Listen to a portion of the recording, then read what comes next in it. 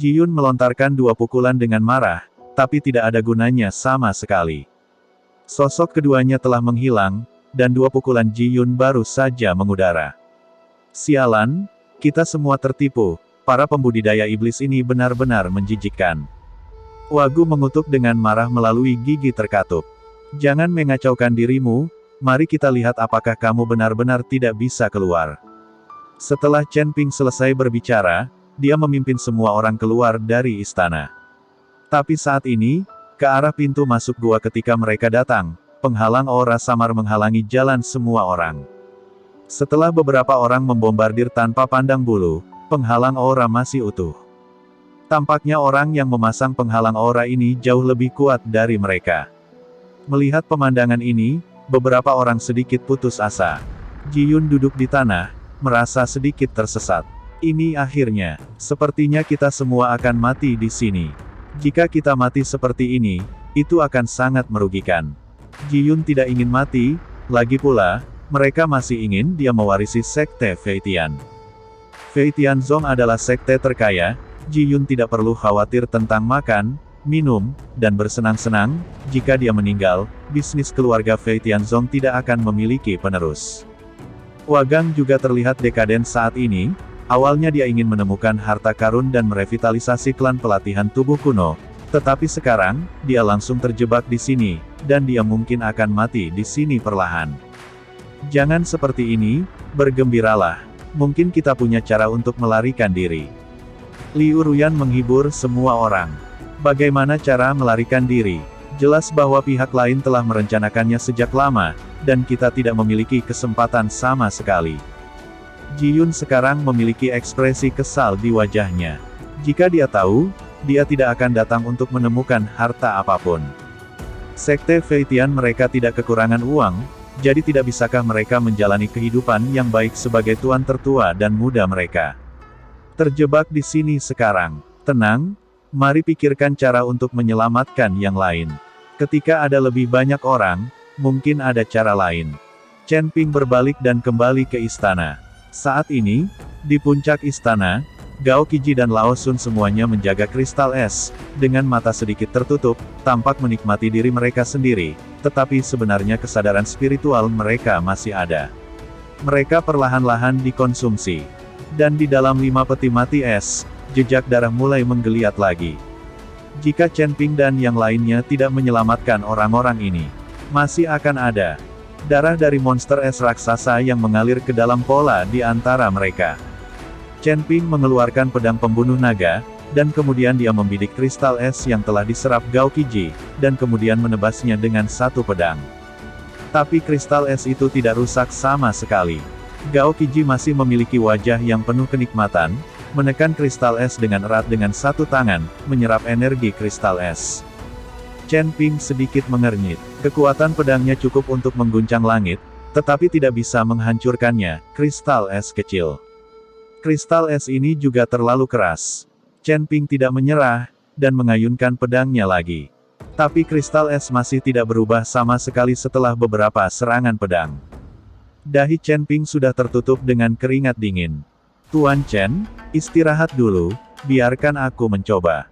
Waguan menghentikan Chen Ping dan berkata, mungkin, teknik tinju latihan tubuh kuno kita dapat memecahkan kristal es ini. Setelah Waguan selesai berbicara, tubuhnya melompat, dan dia meninju dengan kuat keluar. Tinju angin, seperti zat itu, menghantam kristal es dengan keras. Kekuatan tempayan itu murni, tanpa jejak kekuatan spiritual, itu adalah kekuatan otot menggerakkan tulang. Tapi pukulan ini, juga mereka gagal menyebabkan kerusakan pada kristal es. Kali ini, mereka semua berada dalam situasi yang memalukan. Mereka bahkan tidak bisa memecahkan kristal es. Bagaimana mereka bisa diselamatkan? Untuk sesaat, semua orang terdiam. Tetapi pada saat ini, Zeyan berbicara, dan berkata kepada Chen Ping, Tuan Chen, karena kristal es ini dapat menyerap kesadaran spiritual orang, Anda dapat menggunakan kesadaran spiritual yang kuat untuk memblokir penyerapan, dan orang-orang ini secara alami akan bangun, datang. Ketika Chen Ping mendengarnya, dia tiba-tiba mengerti, dan langsung mengerti apa yang harus dilakukan. Chen Ping melompat lagi, dan dengan lembut menekan satu tangan pada kristal es yang telah diserap Gao Qiji. Dengan kesadaran spiritual Chen Ping memasuki kristal es, gambar di benak Gao Qiji muncul di depan mata Chen Ping saat ini. Chen Ping melihat Gao Qiji masih terbenam di bawah sinar matahari yang hangat, tubuhnya menyerap energi, dan dia terpesona. Tetapi dia tidak tahu bahwa di lingkungan yang sangat nyaman inilah kesadarannya tersedot sedikit demi sedikit. Chen Ping mengandalkan lautan kesadarannya yang besar, kekuatan kesadaran tanpa akhir, seperti gelombang laut yang kasar, mulai menghantam kristal es. Gao Qiji masih terbenam di bawah sinar matahari, tapi dia langsung terbangun oleh ombak laut yang ganas. Setelah memblokir hubungan antara Gao Qiji dan Bingjing, Chen Ping dengan cepat menarik kesadarannya. Apa yang terjadi di sini? Mengapa kamu mengganggu kultivasi saya? Gao Qiji bertanya dengan bingung.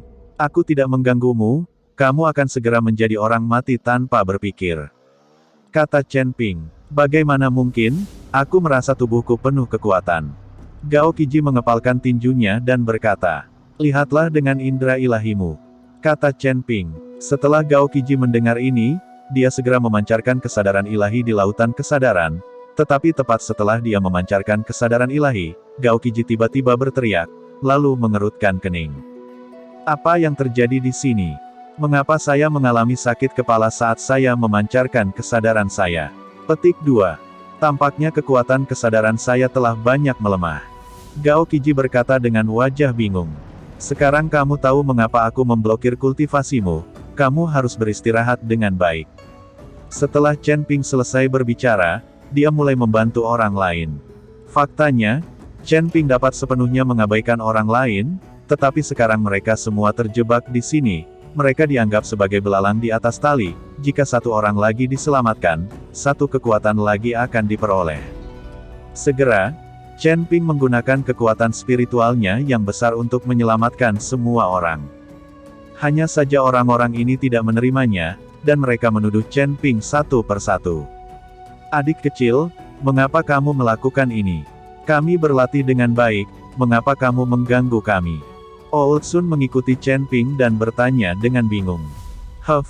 Nak, apa maksudmu? Jika kamu tidak ingin berlatih, kamu bisa pergi ke sela-sela. Mengapa kamu mengganggu kami untuk berlatih? Apa niatmu? Old Kong menatap Chen Ping dengan marah dan berteriak. Tanda seru, kalian, jangan ceroboh. Jika bukan karena Tuan Chen, kamu bahkan tidak ingin hidup. Melihat Chen Ping dituduh menyelamatkan orang-orang ini, Hua Chuan berkata dengan marah. Selamatkan kami. Apakah mengganggu kultivasi kami berarti menyelamatkan kami? Zuo Qing juga sangat tidak puas. Semuanya, kamu tidak benar-benar berkultivasi, tetapi kamu terpesona oleh orang lain, dan kesadaran spiritualmu telah terserap. Chen Ping berbicara perlahan, dan menceritakan tentang kultivator ajaib. Dan dia juga menceritakan kisah tentang menyerap kesadaran kristal es, dan kemudian memobilisasi esensi darah dari monster raksasa jiwa es, dan membuka segelnya. Hanya saja orang-orang ini tidak percaya setelah mendengarnya. Mungkinkah Moxiu benar-benar berani menipu begitu banyak dari mereka? Karena kamu tidak mempercayaiku, kamu dapat mencoba kesadaranmu sendiri, atau pergi keluar istana untuk melihat apakah kamu dapat pergi dari sini. Kata Chen Ping. Segera, orang-orang mulai memeriksa kesadaran mereka sendiri, dan berlari keluar istana untuk memeriksanya. Hanya ketika dia menemukan bahwa kesadaran spiritualnya memang rusak, dan pintu masuk ke gua untuk kembali disegel, barulah dia mempercayai kata-kata Chen Ping. Apa yang harus saya lakukan? Maaf, saya ditipu oleh Moxiu. Para pembudidaya setan ini sangat berani. Ketika saya keluar, saya pasti tidak akan mengampuni mereka. Petik 2. Semua orang meraung dengan kemarahan yang benar. Tapi tidak ada yang punya cara untuk keluar, dan semua orang terdiam beberapa saat, dan hanya bisa menunggu dengan tenang untuk melihat siapa yang bisa menemukan cara untuk pergi. Di ujung utara, di istana di udara, Balrog duduk di kursi harta karun yang tinggi, menatap Linglong di depannya. Dan di samping Balrog, seorang gadis berpakaian putih berdiri dengan tenang, tanpa ekspresi sedikit pun di wajahnya, seperti boneka. Jika Chen Ping melihat gadis ini, dia pasti akan menjadi gila karena kegirangan, karena gadis ini adalah Su Yuqi yang sangat dia cari. Tuan, Saya telah menemukan tubuh setan api. Pihak lain hanya dimiliki oleh roh, dan kekuatannya belum pulih sepenuhnya. Tuan akan menggunakannya lagi. Tanda seru petik 2. Linglong laporkan dengan hati-hati, dan terus lihat Suyuki secara diam-diam. Sungguh aneh bahwa biksu manusia memiliki api klan iblis kita. Anda harus memeriksa masalah ini dengan hati-hati. Jika bisa, bawa orang itu kepadaku. Segel altar harus segera dibuka, ketika jiwa iblis tentara akan melihat cahaya hari lagi, maka seluruh tanah utara akan menjadi dunia iblis kita. Iblis api berkata dengan bersemangat. Tuan, ketika silsilah iblis api kita semakin kuat, setan lain pasti akan menempel pada kita. Percaya bahwa bahkan setelah puluhan ribu tahun, perbuatan guru masih akan diturunkan di antara para iblis. Linglong memuji Balrog, dan membuat seluruh tubuhnya terasa nyaman. Siapa yang tidak suka penjilat? Hahaha, selama klan iblis kita direvitalisasi, kalian semua akan menjadi menteri yang berjasa, dan kalian semua akan diberi hadiah. Balrog tertawa, dan sudah lama berfantasi untuk meninggalkan tempat seperti sangkar ini dan menjelajahi seluruh dunia surga dan manusia. Melihat Balrog senang, Linglong bergegas dengan tergesa-gesa bertanya, Tuan, saya tidak tahu siapa wanita di sebelah Anda. Mengapa saya tidak bisa merasakan nafas klan iblis api kita darinya? Linglong ingin tahu tentang identitas Suyuki sejak awal, dan dia masih berdiri di dalam kobaran api. Hal ini membuat Linglong sangat khawatir. Jika Balrog membudidayakan seorang murid perempuan, statusnya akan terancam, jadi Linglong ingin tahu siapa identitas Suyuki. Ini hanya seorang pembudidaya manusia. Kekuatannya sangat rendah. Saya bertemu dengannya secara kebetulan di jalan dan menyelamatkannya. Kata Balrog ringan. Penggarap manusia, tingkat kultivasi masih sangat rendah. Saya tidak tahu mengapa guru menyelamatkannya. Bukankah kamu sangat membenci pembudidaya manusia? Linglong bingung, mengapa Balrog menyelamatkan Suyuki. Gadis ini berbeda dari biksu manusia lainnya. Dia adalah tubuh roh api. Dia adalah tubuh roh terbaik untuk mengolah api kita. Itu tidak lebih buruk dari tubuh iblis api. Jika tubuh roh seperti itu dapat digunakan oleh kami, itu bisa diberikan kepada kami. Kami telah membawa banyak bantuan. Jika tubuh Balrog dan tubuh roh api dapat digabungkan lagi, klan Balrog kita akan diremajakan, di sekitar sudut. Balrog berkata dengan penuh semangat. Tuan, wanita ini adalah biksu manusia, bagaimana dia bisa mematuhi kita? Linglong bertanya. Saat ini, Linglong merasakan krisis. Suyuki adalah roh api, dan dia pasti akan dianggap serius. Dia telah kehilangan ingatannya, dan aku perlahan akan menanamkan kembali pikirannya, dan kemudian dia akan berpikir bahwa dia adalah anggota klan iblis kita. Kata Balrog sambil tersenyum. Oh, Linglong tampak sedikit kecewa. Balrog melihat kekalahan Linglong, jadi dia berkata, Linglong, kamu telah mengikutiku selama bertahun-tahun, tidak ada yang bisa menggantikanmu, dan kamu adalah guru yang paling penting. Jaga apa yang aku katakan, ayo pergi. Linglong mengangguk dengan gembira ketika dia mendengar ini. Aku patuh.